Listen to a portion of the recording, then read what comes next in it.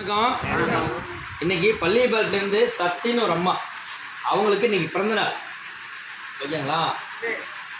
சத்தி அம்மாவுக்கு இனிய பிறந்தநாள் நல்வாழ்த்துக்கள். வாழ்க்கையில் அனைத்து செல்வம் பெற்று நீடூடி வாழ நமது பாசம் அறக்கட்டளை பாசம் முதியோர்கள் சார்பாக ஒரு நிமிஷம் பிரார்த்தனை வச்சு.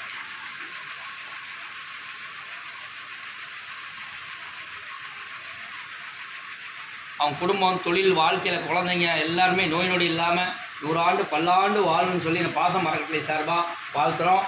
அம்மா அவர்களுக்கு மீண்டும் ஒரு முறை இனிய பிறந்தநாள் நல்வாழ்த்துக்களை தெரிஞ்சுக்கிறோம். அம்மா அரிசி கொடுத்துருக்காங்க நம்ம முதியோர்களுக்காக. ஓகேவா? இன்னும் மேலும் மேலும் அவங்க சேவை தொடரணும். ஓகேவா? அவங்க வீட்டில் இருக்கிற கஷ்டம் நஷ்டம் எல்லாமே விலகி நோய் நொடி இல்லாமல் கடவுளோட நம்ம எப்படி கடவுள் இங்கே குடியிருக்காருன்னு நம்ம கேள்விப்பட்டிருக்கோம்ல. எத்தனை பேர் சொல்லியிருக்காங்க உங்கள் முதியோர்லத்தில் இறைவன் தங்கியிருக்கார் அப்படின்னு. அந்த இறைவன் அவங்க வீட்டுக்கு போய் அவங்க வீட்டில் எல்லா தொழிலும் நல்லா மேல்மை அடைஞ்சு அம்மாவை கூட்டிகிட்டு வந்துக்கிறவர் நம்ம ஃப்ரெண்டு பேர் தங்கராஜ். அவர் நிறைய பண்ணியிருக்கார் நம்ம முதியோர்லத்துக்காக. அதை விட என்னென்னா இப்போ நம்மளுக்கு கடைசியாக ஒரு வண்டி வாங்கி கொடுத்தாரு. எனக்கு செலவு பண்ணாலும் வண்டி மன திருப்தியாக போச்சு. ஏன்னா அவ்வளோ மன திருப்தியாக பண்ணி கொடுத்துருக்காரு. இது எனக்காக ரிஸ்க் எடுத்து பண்ணார். அவர் இன்னும் அவரோட சேவை நம்ம முதியோர்லத்துக்கு நம்மளுக்கு நிறைய தேவை. அதனால் அவருக்கும் அவர் குடும்பம், தொழில், வாழ்க்கையில் அனைத்தும் செட்டு பெற்று ஏடோடி வாழ நம்ம பாசம் மக்களை சார்பாக நாங்கள் வாழ்த்துறோம். அம்மா உங்களுக்கு இந்த நேரத்தில் நாங்கள் ஒரு கோரிக்கை வைக்கிறோம். நம்ம என்னென்னு கேட்டிங்கன்னா பாசம் முதியோரில் 2 வருஷம் முடிஞ்சு 3ஆவது வருஷம் நடக்குது. நிறைய பெரியவங்க வராங்கம்மா. இடம் பத்தாதனால நாங்கள் தவிக்கிறோம். இதனால் எடுக்க என்ன சொல்கிறது வேண்டாம்னு சொல்ல முடியும்.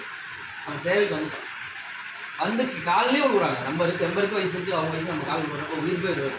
என்ன பண்ணுறதுன்னு தெரியல. அது அப்படியே மீறி இப்போ முடிவு பண்ணியிருக்கோம். இதெல்லாம் எடுத்துகிட்டு 3 கட்டிட்டு போகிறோம் இந்த வாரத்தில். ஏன்னா இடம் பார்த்துக்கலாம், ஒன்றும் பிரச்சனை இல்லை. இப்போ அவங்க கேட்குறப்ப என்ன சொல்கிறது இல்லை. பழனியிலேருந்து ஒரு அம்மா, நான் வந்தால் அங்கே வருவேன், இல்லையே நான் செத்துருவேங்க. 2-3 முதியோருக்கு போயிருந்துச்சான். என்னால் இருக்க முடியல சார், யாரை கேட்டாலும் உங்க தான் சொல்கிறாங்க அப்படின்னு சொல்லி தைரியத்தில் வச்சுருந்துருக்காங்க. அம்மாவுக்காக நம்ம கட்டில் போட்டு ஒரு 3 எக்ஸ்டெண்ட் பண்ணலான்னு பண்ணுறோம். அதனால் நம்ம இடம் வாங்கி பில்டிங் கட்டலான்னு ஒரு முயற்சி எடுத்துக்கிட்டோமா, நோட்டீஸ் கொடுக்குறோம். முடிஞ்ச வரைக்கும் நீங்கள் உங்களால் முடிஞ்ச தெரிஞ்சவங்க, ஃப்ரெண்டுங்க, உங்களால் எவ்வளோ முடியுமோ 1 சதுரடி 2 சதுரடி தெரிஞ்சவங்கலாம் சொல்லி நம்ம காலத்துக்கு நம்ம குழந்தைங்க இந்த பேர் சொல்லும். அதுக்கு நம்ம முயற்சி எடுத்துக்கிட்டோம். இந்த முதியோரத்தை பொறுத்த வரைக்கும் நீங்கள் 1 ரூபா கொடுத்தாலும் கணக்கில் போயிடும். மற்றவங்க மாதிரி இந்த கஜமுஜன் பண்ணுற வேலை பாசத்தில் இல்லை. ஏன்னா எனக்கு தொழில் கொடுத்துருக்க ஆண்டவன் அண்ணனுக்கு தெரியும் நினைக்கிறேன். ஏன்னா எனக்கு தெரிஞ்சு இப்போ தொழில் நான் தொழிலை வச்சு